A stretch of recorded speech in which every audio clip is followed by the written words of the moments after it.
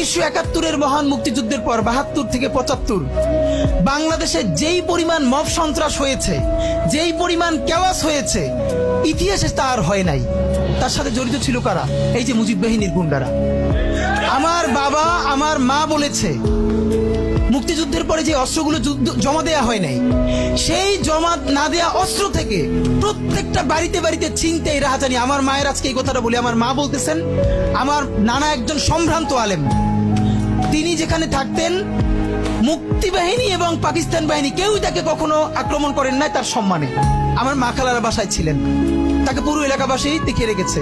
But মুক্তিযুদ্ধের পরে আমার মা বলেছে, তখন তার বয়স 16, আমার মা, আমার খালা এবং এলাকার অনেক মেয়েদেরকে, যাদের চেহারা একটু ভালো ছিল, তাদের গায়ে কালি মেখে তারপরে অনেক সময় মাটির নিচে বাংকার বানিয়ে বা বিভিন্ন জায়গায় রাখা হতো তাদের সম্ভ্রম রক্ষা করবার জন্য। এই মুজিব বাহিনীর গুন্ডারা সেগুলো করেছে না?